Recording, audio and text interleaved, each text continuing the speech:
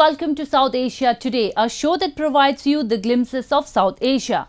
I'm your host Yeshi. Here are the headlines. Kashmiri activists and European parliamentarians hail abrogation of Article 370. Meet Afghan women's zero-carbon mobile food cards.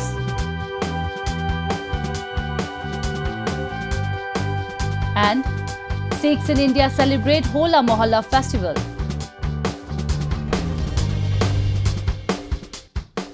Let's begin the show with war on Afghanistan, where the prevailing two-pronged crisis is now deepening. While the Ghani establishment and the Taliban have still not found a mutually agreed course to go ahead with the peace process, two presidential inaugurations with other held by self-proclaimed president of the country, Abdullah Abdullah, have created a situation of impasse. International community, including United States, has so far refrained from stepping in. We have a detailed report. The political situation has seemingly plunged into a chaos in war-torn Afghanistan as both Ashraf Ghani and Abdullah Abdullah have sworn in for the presidential post. Separated only by a wall, they both held their inaugurations in capital Kabul. President Ashraf Ghani, who is seeking international recognition as per experts, said that he was willing to work with all sides and peace was just a matter of time in the country.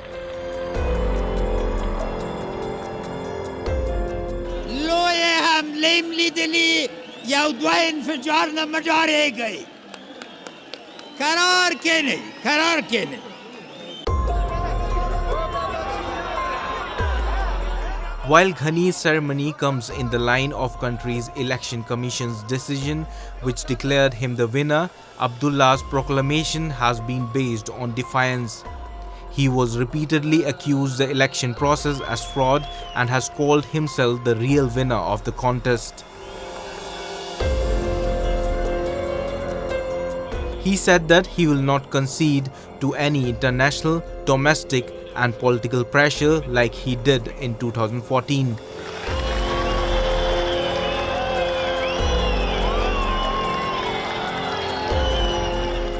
مردم افغانستان برنده واقعی انتخابات هستند.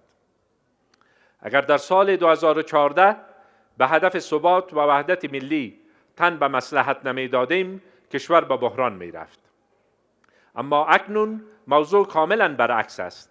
اگر این بار تحت هر نام نتیجه تقلب را میپذیرفتیم، فاتحه دموکراسی در افغانستان باید خوانده میشد.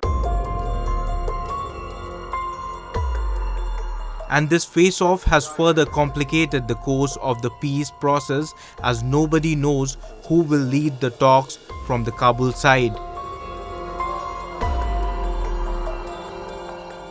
Although nobody could decode the statement, the former chief executive of the country said that he was committed to make sacrifices if needed.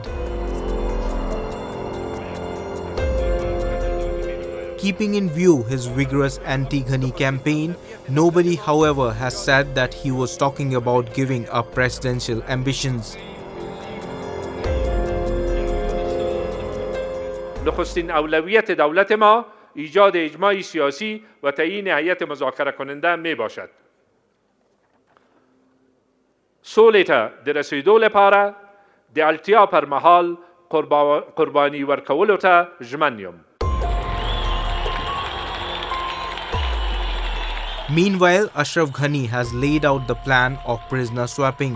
While he has agreed to release all 5,000 Taliban insurgents, the process is bound by certain conditions.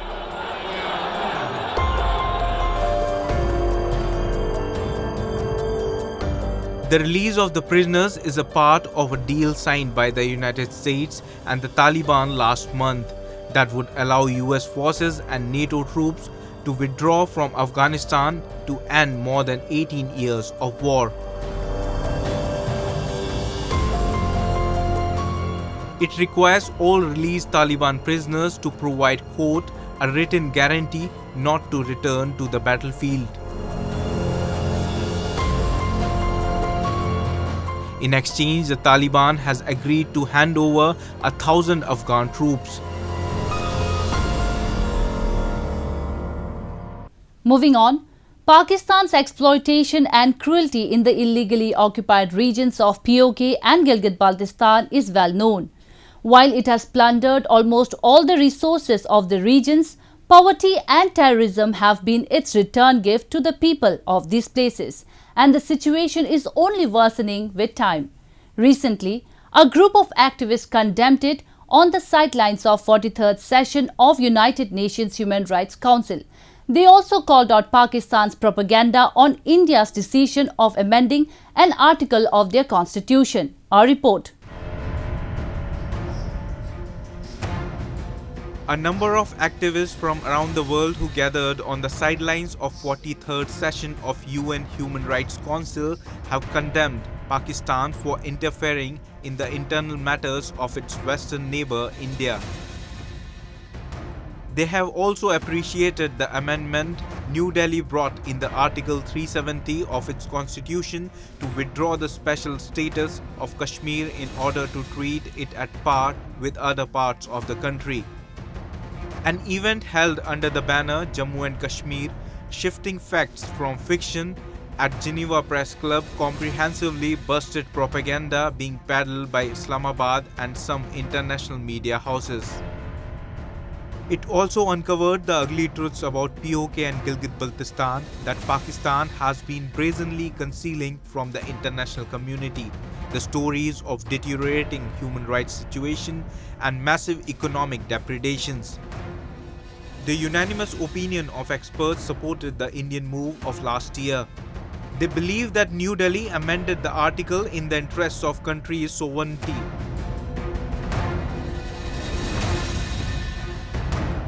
This move, this abrogation of 370, will eventually lead to the people in occupied Kashmir demanding more and more for their rights and for them to be seen equally and for them to be reintegrated with the rest of the Indian community. And hopefully the rest of the world now will start to look more closely and scrutinize what is going on in Pakistani occupied Kashmir, and that they will then start to apply pressure to the Pakistani government and say, enough is enough, this has to stop. If these terrorist groups are illegal in Pakistan, why are you allowing them? Pakistan, which has been running pillar to post to save its rapidly deteriorating image, was exposed at this conference too. Experts said that Islamabad was working overtime in preparing a radicalized force against India, and it was providing safe havens to the deadliest of terrorists under the sun. They said that Pakistan has used the land of POK and Gilgit-Baltistan to set up launch pads for terrorists. What Pakistan has been doing in Gilgit-Baltistan, in Mirpur and Muzaffarabad and other occupied areas, and how it has been able to use Islam, religion and terrorism as a tool to create mayhem in the entire region and cause bloodbath that has slowed down the economic development, but at the same time have deprived us of an amicable solution that we deserve. Illegally occupied POK and Gilgit-Baltistan have been the victims of terror factory being run by Islamabad. The people here are constantly under threat. And while it has been unleashing mayhem in these two territories, it has read out an altogether different script before the world, saying the welfare of these regions has been its priority. Activists exposed it. Promoting terrorism from Pakistani occupied Jammu and Kashmir, and then infiltration into Jammu and Kashmir. This is a well-known fact, and Pakistan has been that has been basically a nursery, a hatchery of terrorism, our part of Jammu and Kashmir. People belonging to this region have time and again expressed their plights and challenges on the top international platform, but they have not been accorded the attention they deserve. Neither the United Nations has released any statement condemning Pakistan's state-sponsored violence and loot in the region, nor has any other country come forward to support these people. And it is only after Indian decision that international community has called Pakistan an intruder and aggressor. But this seems just not enough for the people whose entire life has been destroyed by this occupier state.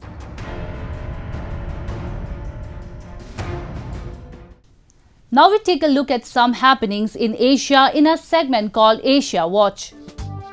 China's local governments are ramping up surveillance efforts with new data collection campaigns to better trace residents' moves in public areas, seeking to curb the coronavirus outbreak but heightening privacy concerns.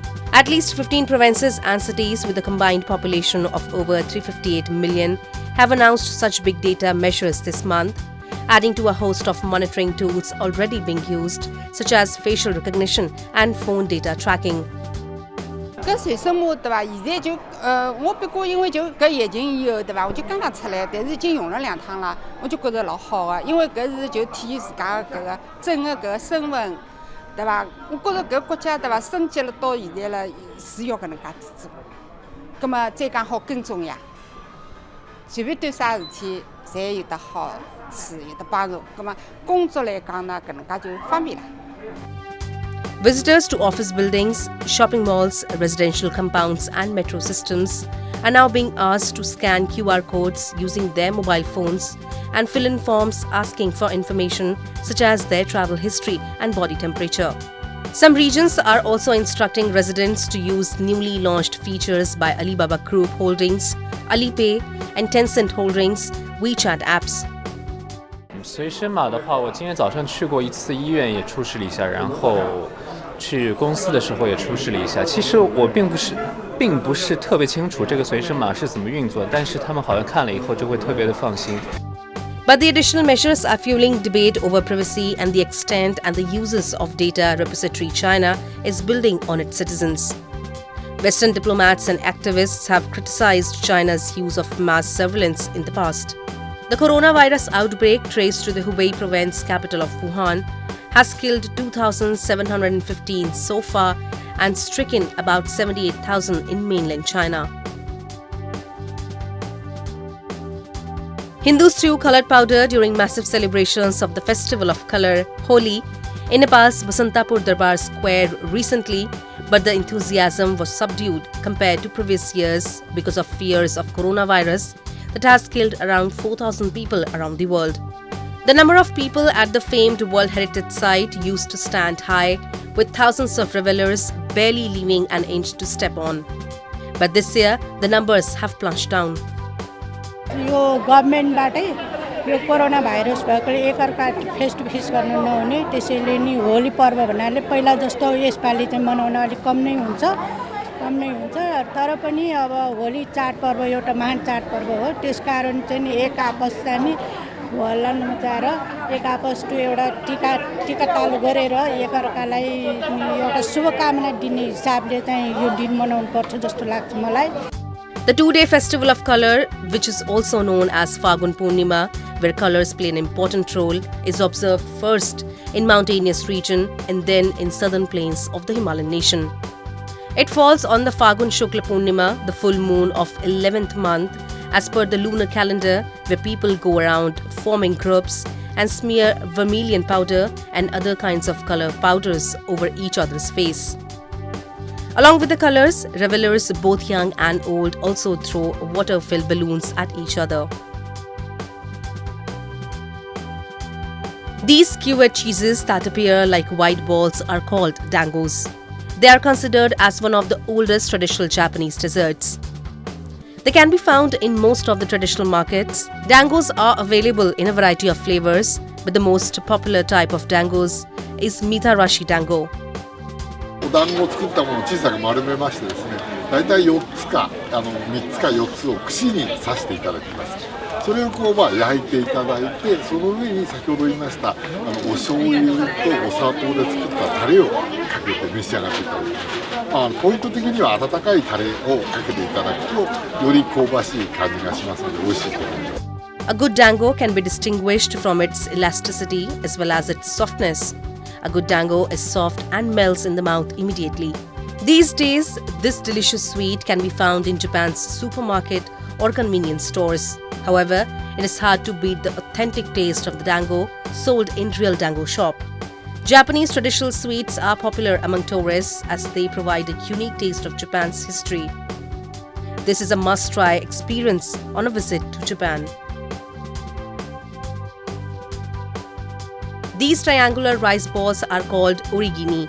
They are a great example of how inventive Japanese cuisine can be. There are specialized shops in Tokyo which only sell origini. These can be ordered for eat-in or take-out. Due to the popularity of this food in Japan, onigiri has become a popular staple in Japanese restaurants worldwide. 日本の米を握ってで三角にしてでこぼれないように海苔で巻くものです。今は55種類ありますね。はい。まあ日本のフードじゃないですけども、梅だとか昆布だ、鮭だとかそういう日本にあった日本人に好きなものを今入れてます。 Onigiri is a comfort food for many Japanese people, bringing upon nostalgia that reminds them of their childhood.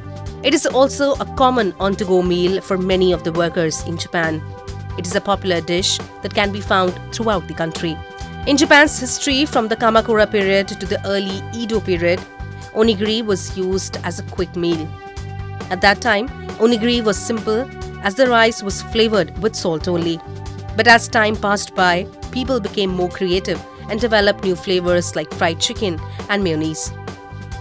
This delicious food is one of the first things visitors are keen to try in Japan.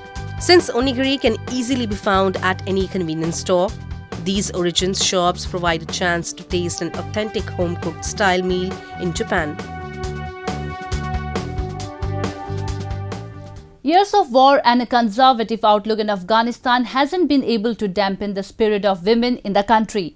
They have not only presented themselves as equals, but have taken up professions that are considered challenging to men as well. Whether it is about running a media house or organizing a fashion show, they have always shown their worth to the world.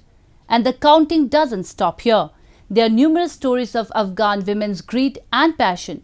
Today we bring you a story from Afghan capital Kabul, where a women-led team is running food trucks. We have a report. Unaware of the growing complexities in Afghanistan's political arena, 30-year-old Maryam Mohammadi is running a mobile food cart selling food and dairy to people on streets in capital Kabul. She hopes that impending future, where Taliban might become a part of the mainstream, doesn't bring back the old days for women. کاری خب برای ما مهم‌تر است کار کنیم زندگی ما پیشرفت میکنه دیگه طالبا که چیز نگویی خب ما در کار خود ادامه میدیم طالبا در کار خانم‌ها هیچ وقت از نگیره که خانم‌ها و مردا فرق نمیکنه کار کنه. When Taliban gained control of the country in 1996, they banned women from education and work and only let them leave their homes in the company of a male relative. They also banned music and movies and kept them away from any kind of Western influence. Women were also disenfranchised. Almost after 2 decades, women have only started to come out. They want to earn for their family. Maryam, who joined Banu's kitchen 2 months ago, is the breadwinner for her family. She was in Pakistan as a refugee for many years to escape the conflicts and war in Afghanistan. اگه طالبا بیایم مثل مسابق که در کار خانم‌ها رو نمونن دیگه بسیار سخت برشون دیگه در کار خود ما چه رقم ادامه بدیم دیگه با ما سخت میشه در خانه مجبور هستیم بشینیم دیگه.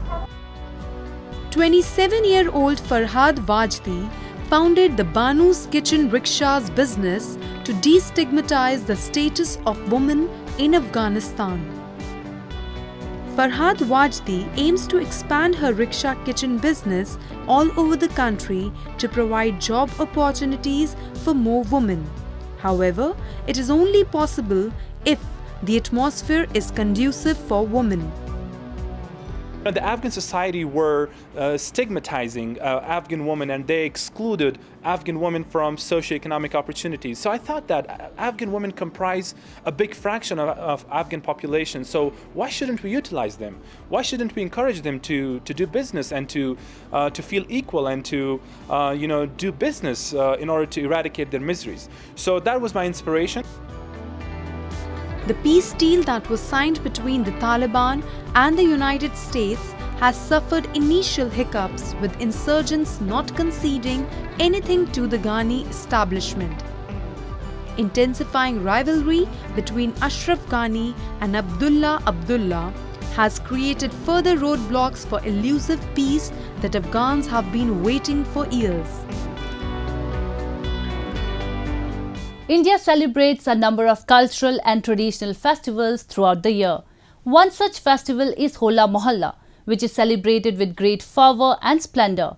Hola Mohalla is an annual Sikh festival celebrated extensively over 3 days at Anandpur Sahib in India's northern state of Punjab. On this occasion, devotees camp out and enjoy various displays of fighting prowess and bravery and listen to kirtan and music. South Asia Today takes a look at this unique festival. Thousands of Sikh devotees gathered at Sri Anandpur Sahib in Punjab's Ropar district to celebrate the annual spring festival of Hola Mohalla. The festival commemorates the transformation of the Sikh community into a martial fraternity by Guru Gobind Singh, the 10th Guru of the Sikhs.